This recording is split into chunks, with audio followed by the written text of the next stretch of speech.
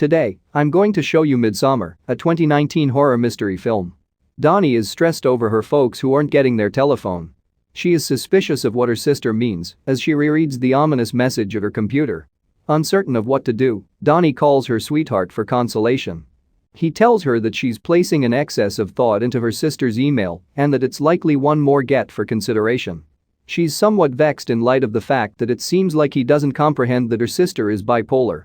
Despite Donnie's tears, she still shares his viewpoint. She walks around her apartment after that phone call and talks to a friend about her boyfriend. She is concerned that she is being overly dependent, but her friend tells her that if he feels like that, he might not be the right person for her. She sends her sister a second email during the call.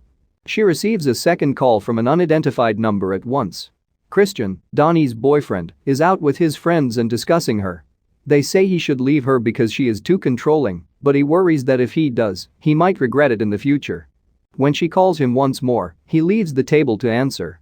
When Christian picks up the phone, she is screaming and crying on the other end. He walks to her apartment and is later seen comforting her as she continues to cry uncontrollably due to the death of her entire family. Firefighters are seen breaking into her parents' house simultaneously. In their own bed, they find them dead. She has taken them with her after killing herself. Donnie is depressed and lying on her bed a while later. Christian comes in and tells her that he'll show up at a party. Despite his lack of enthusiasm, she declares that she will join him. Donnie's interest is piqued at the party when her boyfriend and his friends Pelle, Josh, and Mark talk about the group's planned summer trip to Sweden. She hasn't heard about it before, and the trip is in 2 weeks. She confronts him back at her apartment and inquires as to why he did not inform her. He attempts to weasel around the issue, however Donnie doesn't have the foggiest idea about why Christian wasn't unguarded with her. She is not opposed to him going on the trip. He apologizes, and she responds that she only requires openness rather than an apology. Donnie softens, concerned that he will leave, and then inquires about his thesis. He has no idea what that will be at this point. Christian is with his friends again some time later, and they are talking about Sweden. Donnie calls him to say that she'll be up in a second. Christian tells them while they are waiting that even though she said she wanted to go on the trip, she won't. They promise to act as though they were aware of the invitation and do not object to it, despite their anger toward him. When Donnie arrives, they all graciously greet her but act extremely awkwardly toward her. Mark requests that Christian go along with him in the other room. Josh completely disregards Donnie, while Pelle converses with her. Because her birthday falls on the same day as their arrival, she inquires about the week he had planned for the group in his village. He tells her that it's really a multi-day celebration held by his little local area. She is astonished when Pelle shows her some pictures of previous celebrations. He abruptly turns to her and candidly declares that he is delighted that she will accompany them. He also tells her how sorry he is for her parents' loss and that he can sympathize with them because he had lost his own parents. Donnie runs to the bathroom out of rage. On the plane to Europe, Donnie cries in the latrine. When they get to Sweden, they take a car to the village of Pelle, which is somewhere in the north of the country. The group arrives at a field where all of the other returning youth have gathered. His brother, Ingmar, greets Pelle and introduces them to his friends Simon and Connie. They all consume the mushrooms that Ingmar gives them, despite Donnie's initial reluctance. Later, they sit under a tree and experience the drug's effects. Mark is not enjoying himself. Pelle talks about the environment as she leads them through the experience. Donnie freaks out when she hears distant singing. She is mocked as she passes a group of people. She runs to the bathroom despite Ingmar's efforts to calm her down. She has horrible hallucinations on the inside, and she dreams about her family. Christian informs her when she awakens that they have been waiting for her to awaken for 6 hours. The whole gathering of youngsters stroll through the forest and in the long run show up at the town, where individuals from the local area invite them. They are already performing and donning festival attire. Donnie smiles as she takes in everything and enjoys the peaceful atmosphere. Pelle greets an elder, who warmly welcomes them. He informs them that the official celebrations will commence the following day. They suddenly notice music, and it takes them to the village's center. All of them are greeted at the festival by the older Siv, who wishes them a happy midsummer. She says that their last feast was 90 years ago, and the next one will be 90 years away. They raise their glasses and cheer. A disabled child is simultaneously shown drawing and not participating in the ceremony. Siv announces something to the heavens while passing a torch to an older woman and another torch to an older man. Maya is seen getting ready in a bathroom at the same time. She joins the celebration when the music starts outside. While the villagers dance around them, she sees the group sitting on the sidelines. Maya later kicks Christian on the bottom as she dances by him. He and Josh go to participate. Pell buys Donnie a present for her birthday, and Donnie tells him that Christian didn't see it. She appreciates the portrait. Pell shows the group around the village after a while and answers Josh's questions about the community. He informs them that they are learning about the power of the ancient runes when they observe a group of children participating in a lesson in the grass. Christian and Donnie each respond differently when Coney inquires about their relationship's length. Christian spots a building in the distance during the tour. No one is permitted to enter the sacred temple. The group divides in half. A bear in a cage is seen by Ingmar and his guests. He shows them a lengthy love story parchment. Pell takes his friends to their cabin, where they live with the rest of the community in a cabin with beautiful decor. Donnie investigates the building and discovers a wall of photographs depicting the May Queens. Pell, on the other hand, informs Christian that he forgot her birthday. When Donnie inquires about the wall, the entire group comes over. Christian calls her outside and starts singing cheerful birthday to her while attempting to light a birthday flame. First, he tells her a lie, saying that he didn't forget but got confused by the constant light. He apologizes, but she sees through him and blows out the candle. Pell reminds everyone that the first day of the festival is very important as they are getting ready to go to bed that night. Josh is aware of the reason, but neither he nor Pell share it with the others. Christian needs to look for it, yet has no cell administration. The first day of the festival is being celebrated the following day. As young girls are seen picking flowers, everyone gathers around the community table in front of the sacred temple. Christian inquires as to how long they will have to stand, to which Pell responds that they will remain standing until it is safe to sit. A boy rings a bell, and the elderly couple who received the torches the day before arrive at the table after Donnie comes over and gives him flowers. Everyone else joins them as they both settle down. Pell confirms it when Josh inquires whether they are the ones. All of the others return to follow the couple as they begin to eat. On the opposite side of the table, Marks notices a girl he likes. When Donnie talks to one of the women, she tells her that everyone takes care of the babies there. The couple rises and engages in some sort of ritual. Everybody stands and beverages in their honor. They then get carried away on their chairs by themselves. Mark is the only person who doesn't follow them again. An enormous cliff is the focus of everyone's attention as they gather around it. They are anticipating witnessing the sacred ritual. A distant horn can be heard as the couple is carried to the top of the cliff. Josh asks Pell if he can read the scrolls that one of the elders is reading aloud from. He stands next to Pell. The elderly couple paint some ancient runes with their blood after having their hands cut open. On top of the cliff, the woman appears first. She crashes to the ground after jumping. Donnie is shocked beyond belief. Simon and Connie, who are stupefied, are attempted to be calmed by Ingmar. The man then also appears on the cliff. He leaps, but he recovers and does not die. Using a wooden hammer, they kill him. Siv explains the custom to the foreigners, who are panicking.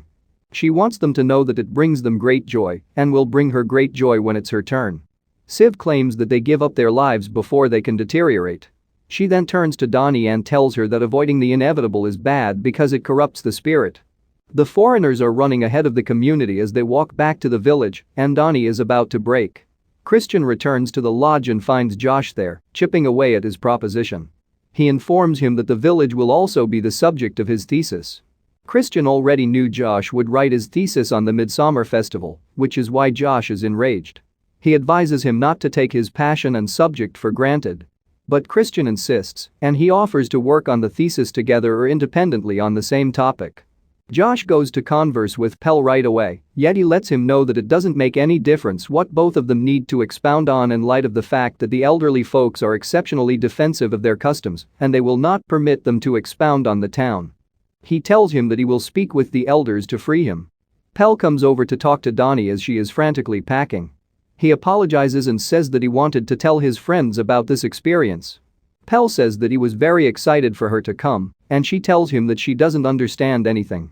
He tells her that he comprehends what she's been going through, in light of the fact that he lost his folks in a fire-related accident when he was youthful. However, he discovered a new family in the neighborhood and wants to give it to her because she needs a real family. The old couple's bodies are disposed of in a ritual manner later that day. Christian checks on Donnie, but she asks him if what they saw even bothered him. He asserts that he was, but that it is a matter of cultural differences and that they should endeavor to adapt to the community's customs. She asks Josh for a pill that night, but she is still awoken in the middle of the night by noises. She follows a few people outside because all of the beds around her have been taken up. After that, she sees Christian and his companions depart. She screams, and image after image from the ritual appears in her mind until she sees her family at the base of the cliff. In fact, she is having a nightmare. Maya is awake in fact.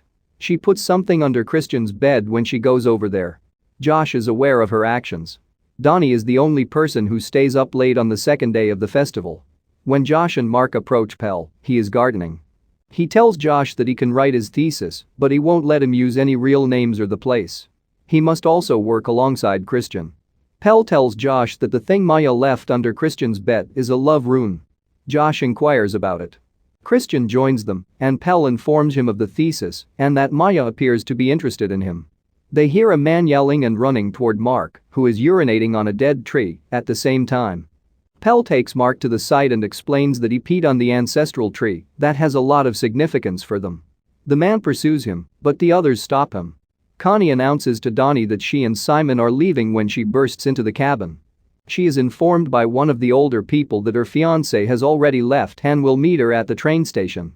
She becomes horribly upset because she cannot comprehend why he would leave her. Christian hears Donnie's story about Simon, but he doesn't seem too concerned and continues talking about how friends in the community approve of him. He is informed by the man that they frequently require outside guests to attend. One of the women offers Donnie the chance to cook with them. They inform her that they are making meat tarts after she gives her an apron. Maya makes one that is unique. Josh is conversing with one of the elders about their cherished scrolls in the meantime. Because they are constantly changing, the scrolls always have blank pages near the end. The disabled child wrote their final version. The elders interpret what he draws on the blank pages. He is informed by the elder that all of their oracles are the result of deliberate inbreeding, allowing them to search for the source with clear minds. When a child calls Mark for dinner, he is looking for the girl he likes in the sacred temple. Meat pies are served to them. When Donnie inquires about Connie's whereabouts, one of the locals tells her that he drove her to the station to meet Simon. Donnie doesn't have the foggiest idea about how he might have left her like that and remarks that she could see Christian doing that. The man who became enraged when Mark urinated on the tree is still enraged about it. Christian and Josh also argue. He takes a bite out of the pie and looks at Maya before discovering a pubic hair inside. Mark is told to leave by the girl he likes. Danny asks Josh for a second sleeping pill that night. He then dashes over to the cabin where the scroll is kept and begins photographing it. Mark spots him doing it, but Josh notices that something is wrong as he gets closer to him. He gets a head hit all of a sudden. Mark's face is on the disabled child as he approaches Josh, who is unconscious. The following morning, Christian finds Josh gone from his bed. Donnie inquires about Josh and Mark at breakfast, but he responds that he is not particularly concerned. The scroll is reported stolen by one of the elders, who requests its safe return. Christian and Donnie are approached by two elders after breakfast, and they comment that it's suspicious that two of their friends missed the same day. Pell asserts that he feels responsible despite Christian's attempt to shield Josh from blame. Christian is required to travel to Sivs for a meeting. Donnie is sent away with the other women. Donnie also consumes a special tea that is made for the village's young women. When Donnie realizes that the tea probably contained mushrooms, the competition-themed ritual is about to begin. The women begin to dance in a circle after an older woman announces the start of the competition. Christian, on the other hand, is at Siv's house looking at the art on her walls. She immediately informs him that he has been approved to mate with Maya as they sit next to each other. After continuing to dance, the women gradually fall out of the competition. Christian joins the people watching the dance, and a woman gives him some of the mushroom tea. He takes a look at Maya and takes a sip. Donnie, on the other hand, dances even though she keeps getting dizzy but doesn't stop or fall over. When she suddenly starts conversing with one of the other girls in Swedish, there are only 3 of them remaining. As they giggle and dance, the other 2 run into one another. Donnie is the final straggler. She is surrounded by everyone who stands up. She is crowned May's queen by the older woman. She gets her picture taken, and Pell kisses her as they walk her away. They lift her in the air and take her to the table. Donnie sits at the head and everybody follows everything she might do. She begins to eat when Christian sits down, and everyone else follows suit. He starts to feel the effects of the tea because he doesn't know what's going on. The May Queen receives cheers from the entire village. They inform her that she is now a member of the family. Donnie notices that something is going on when Maya asks Christian to accompany her into the barn. Christian is prevented from accompanying Siv, who tells Donnie that she must bless their crops as queen. She gets into a carriage that is being pulled by some of the village's young women. Christian is asked to return to the barn as the other villagers stand by him as she is driven away. Donnie favors the yields in a conventional custom, while Christian is being ready by the older folks to mate with Maya. They give him more drugs and take him inside, where the girl and other women are waiting for him. Donnie is still going through the blessing ceremony. While the other women sing to Maya and to him, Christian gives her a kiss. When the May Queen returns to the village, one of the women informs her that Siv is planning to have a baby. Despite the woman's pleas not to, she goes to the barn when she hears something going on and finds out what it is. Donnie tops inside and sees what's going on, then heads outside and starts shouting. She is taken away by the women and taken to her bed. The other women begin to imitate her screams as she becomes terrified. Christian storms out of the barn after finishing his part of the ritual. When he sees a foot planted in the garden, he becomes confused and disoriented and attempts to flee. Christian finds Simon's body while hiding in a shed. He is drugged once more as an elderly person sneaks up on him. A woman wakes him up and informs him that he cannot move or speak. Donnie is in charge of the beginning of the final midsummer ritual. Siv declares that 9 sacrifices will be offered to the village, 4 by locals, 4 by foreigners, and 1 by the queen. Ingmar is one of 2 members of their own family who have already volunteered to give their lives. It is a tribute to Pell that he brought them new blood. Donnie must select one of the remaining 9. It involves a Christian and a local. She decides for herself. The sacrosanct temple at the village's base is receiving the bodies, which are being carefully placed inside. Elders and a few children are preparing the final. Christian, who is still alive, is placed inside the bear after its body is opened. The 2 villagers are given drugs, and the elders bless the offering. The entire community gathers outside to witness the offering as the temple is lit up in a ritual way. All that inside moves consumed with smoldering heat, and the townspeople shake and cry, feeling the aggravation of their kin inside. The May sovereign looks onto the consuming sanctuary and breaks a last smile.